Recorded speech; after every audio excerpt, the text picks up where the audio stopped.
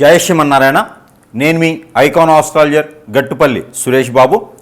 మనకి 2026 సంవత్సరం ఫిబ్రవరి 23వ తారీఖు ఏంటనుకుంటున్నారా? మారేటువంటి గ్రహాలండి.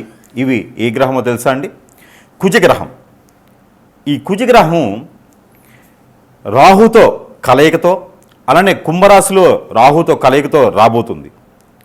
ఈ ఫిబ్రవరి 23వ తారీఖు నుంచి ఏప్రిల్ 2వ తారీఖు వరకు కూడా కుంభరాశిలో సంచరిస్తూ ఉంటుంది. అందులోనూ రాహుతో పాటు ఉంటుంది. మొదటిగా అధ్యయనంలో, అదే మొదటి భాగంలో, మొదటి వారంలో కూడా షష్టగ్రహి కూటమిలాగా ఏర్పడుతుంది కుంభరాశిలో. ఆ తర్వాత రాహుతో ఈ యొక్క ఏప్రిల్ 2వ తారీఖు వరకు కూడా రాహువు కుజుడు కలయికతో ఉంటారు. కాబట్టి ఆపోజిట్ సైన్ కేతువు కూడా వీరికి సహకరించేసి ఒక శుభదృష్టి అశుభదృష్టి యొక్క ద్వాదశ రాశుల వారి మీద ఎలా ఉండబోతుంది, వారి యొక్క జీవితంలో ఎలాంటి మార్పులు రావబోతాయి. అలానే మరొక విషయం కూడా ఏంటి ఏమంటే కనుక నూతన సంవత్సరం కూడా ఆరంభం అవబోతుంది.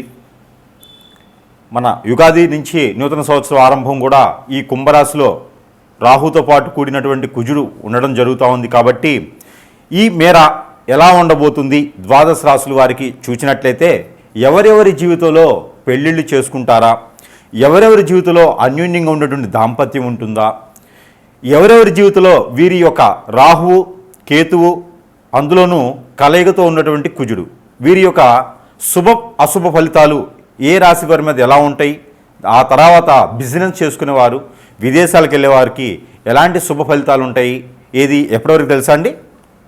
ఫిబ్రవరి 23వ తారీఖు నుంచి ఏప్రిల్ 2వ తారీఖు వరకు కూడా వీరి యొక్క గోచార స్థితిగతుల ప్రకారంగా ఈ యొక్క గ్రహరీత్యా దోషాలు ఏమున్నాయా, వీరి యొక్క స్థితిగతులు ఎలా ఉన్నాయో చూసినట్టయితే కనుక ఒకసారి మనం పరిశీలన చేసుకున్నట్టయితే ద్వాదశ రాశుల్లో ఒకటైనటువంటిది, ద్వాదశ రాశుల్లో ఒకటి మిథున రాశి. ఈ మిథున రాశి వారికి ఫిబ్రవరి 23వ తారీఖు రాహు మారి దగ్గర నుంచి కుజుడు మారిన దగ్గర నుంచి కుజుడు వచ్చేసి కుంభరాశిలో రాహుతో పాటు స్నేహం చేయబోతున్నారు. ఈ యొక్క ఎప్పటి వరకు? ఏప్రిల్ 2వ తారీఖు వరకు. ఈ ఏప్రిల్ 2వ తారీఖు వరకు సంచరించేటువంటి రాహు స్థానం, రాహులో కుజుడు ఇద్దరు కలయిక కుంభరాశిలో జరుగుతుంది. ఇకపోతే దీనివలన మిథున రాశి వారికి కొత్త రకమైన ఫ్రెండ్స్ రావడం, కొత్త రకమైన రంగాల్లో అడుగు పెట్టడం, ఉన్న రంగాల్లోనే చైతన్యం రావటం, ఉన్నటువంటి వనరులనే సద్వినియోగం చేసుకునేలా ఉపయోగించుకోవటం, దానివలన మీరు బాగుపడటం, ఇంకొక మెట్టు పైకి ఎక్కాం మనం అనే ఒక ఆలోచన వస్తుంది, నమ్మకం కలుగుతుంది. పాత స్నేహాలు, పాత బంధాలు ఏమైనా ఉంటే వాటికి స్వస్తి పలుకుతారు. కొత్త జీవితాన్ని పెంచుకోవాలి, కొత్త లైఫ్ని చూడాలి, కొత్తగా ముందుకు వెళ్ళి మనం కూడా 10 మందిలో ఒకరిగా నిలబడాలి అనేటువంటి ఆలోచన అయితే మీకు ఖచ్చితంగా లభ్యపడుతుంది. కాబట్టి ఏప్రిల్ 2వ తారీఖు లోపున మంచి గొప్ప నిర్ణయం అయితే మీరు తీసుకోబోతున్నారు. అది మీ ఒక్కరికి సంబంధించింది కాదు, మిమ్మల్ని నమ్ముకున్న వాళ్ళందరికీ కూడా మంచి జీవితం ఇచ్చేదాకా ఉంటుంది. కాబట్టి ఆ మేర ప్రయత్నం చేయండి. మిమ్మల్ని అట్రాక్ట్ చేసే భావంతో ఉంటారు, మీరు అందరినీ కూడా దగ్గర చేసుకునే తత్వంతో ఉంటారు, మంచితనంతో. మీకు తెలిసినది 10 మందికి చెప్పి వారంతా కూడా బాగుండేలా చూసుకుంటారు. కాబట్టి ఇప్పుడున్న మారినటువంటి గ్రహస్థితి ప్రకారంగా మీ మీద నరదిష్టి ప్రభావం బాగా ఉంది. ఏ పని చేసినా 10 మందిలో నరదిష్టి ఉంటుంది. కాబట్టి మీకు ఈ నరదిష్టి ఒకటే కాకుండా అష్టదిబ్బందులు కూడా అయ్యేటువంటి ఆలోచన ఉంటుంది. మనవారే మన గొయ్యి తీస్తారు అన్నట్టుగా నిజం. మనవారు మన పక్కన ఉండేవారు, మన చుట్టాలు బంధుమిత్రులే గొయ్యిలు తీస్తూ ఉంటారు. ఆ గొయ్యి తీయటం వలన మీరు అనుకున్న పనులు అవ్వకపోవటం, గొయ్యి అనగా గడ్డపర పొలుగు తీసుకుని తోవడం కాదు, మనం కావాల్సినటువంటి పనులు చేయాల్సిన పనులు చేయలేకపోవటం, ఇదే గొయ్యి తీయటం. అలాంటివి ఏమైనా ఉన్నా ఖచ్చితంగా సమీపంలో ఉన్న గురువుగారిని సంప్రదించండి. మీకున్న సమస్య పరిష్కారం మరి చూపించబడుతుంది. చిన్న చిన్న సమస్యలే ఉన్నాయంటే కనుక ఈ యొక్క పరిహారం చేసుకోండి. మీకు ఆరోగ్య సమస్య కూడా కనిపిస్తూ ఉంది. లంగ్స్, ఆస్తమా, బ్లడ్ రిలేటెడ్ సమస్యలు కనిపిస్తూ ఉన్నాయి. అట్లా ఏమైనా ఉంటే కూడా ఇమ్మీడియట్లీ మీరు వైద్యుని దగ్గరికి పరిశీలించుకుంటే, దాని దగ్గర ప్రకృతి వైద్యం చేయించుకుంటే కనుక మీకు అన్ని రకాల సానుకూలపడేటువంటి యోచన ఉంది. కాబట్టి ఈ ఒక చిన్న పరిహారం చేసుకుని అదృష్టవంతులు అవ్వచ్చు. అలానే ఈ రాశి వారైతే కనుక ఖచ్చితంగా ఇలాంటి పరిహారం ఒకటి చేసుకున్నట్లయితే మనం అనుకున్నట్టుగా మీలో ఉన్నటువంటి దోషాలే కావచ్చు, ఈ యొక్క రాహు కేతువుది, దాంతోపాటు కుజునిది, ఈ దోషాలు ఎవరికైతే ఉన్నాయో వారు ఎక్కువగా ఇలాంటి పరిహారం చేసుకోవడం ద్వారా అన్ని రకాల సానుకూలమైనటువంటి వాతావరణం అయితే మీకు లభ్యపడేదానికి అవకాశం ఉంది. కాబట్టి ఈ పరిహారం అయితే మీకోసం. ఎవరి జాతకంలో అయినా సరే రాహుకేతు దోషం ఉంది అనుకున్నప్పుడు ఈ యొక్క రాహువు కుజుడితో పాటు, కుజుడు రాహుతో పాటు సంచరించేటప్పుడు, అది కూడా కుంభరాశిలో సంచరించేటప్పుడు ఈ యొక్క చిన్న పరిహారం చేసుకోవాలి. అది ఏమిటో తెలుసా అండి? ఉలవలు ఒక 1/4 కిలో, గోధుమలు ఒక 1/4 కిలో, పచ్చ పెసలు ఒక 1/4 కిలో, అలానే కందులు ఒక 1/4 కిలో, ఇవన్నీ కూడా తీసుకొని మీరు నైట్ పడుకునేటప్పుడు మీ వద్ద పెట్టుకొని పడుకోవాలి. అంటే మీ తల దగ్గర కావచ్చు, మీ పక్కన కావచ్చు పెట్టుకొని పడుకోవాలి. తెల్లవారి లేచిన తర్వాత ఇది మీరు మంగళవారం నైట్ చేయాలి. తెల్లవారి లేచిన తర్వాత అవన్నీ కూడా మీకు సమీప దూరంలో ఎక్కడైనా ఇవి నవగ్రహాలు ఉంటాయి. ఆ నవగ్రహాల దగ్గర తీసుకొని వెళ్ళి నవగ్రహాల చుట్టూతో 11 సార్లు ప్రదక్షిణ చేసుకుంటూ ఈ యొక్క మిశ్రమాలు ఏవైతే ఉన్నాయో ఈ తీసుకున్నటువంటి అన్నీ కూడా వాటి మీద అభిషేకం చేసుకోవాలి. దాని ద్వారా మీకున్నటువంటి గ్రహరీత్యా దోషాలన్నీ కూడా చిటికలో పటాపంచలైపోయి మీకు వివాహాలు ప్రాప్తి పొందుతుంది, విదేశానికి శుభప్రదంగా వెళ్ళేదానికి ఉంటుంది, ఆర్థిక స్థితిగతులన్నీ కూడా మెరుగవుతాయి. అలానే మరొక పరిహారం, పెసర గుగ్గిళ్ళు ఉంటాయి, పెసలు ఉంటాయి కదా, అవి గుడాలు వండాలి. ఆ పెసలు గుడాలుగా వండి 1 కిలో సుమారుగా వండి దాంట్లో కొబ్బరి పౌడర్ ఉంటుంది, ఎండు కొబ్బరి పౌడర్ ఉంటుంది. ఆ పౌడర్ని కలిపేసి దాంట్లో బెల్లం లేదా షుగర్ కలపాలి.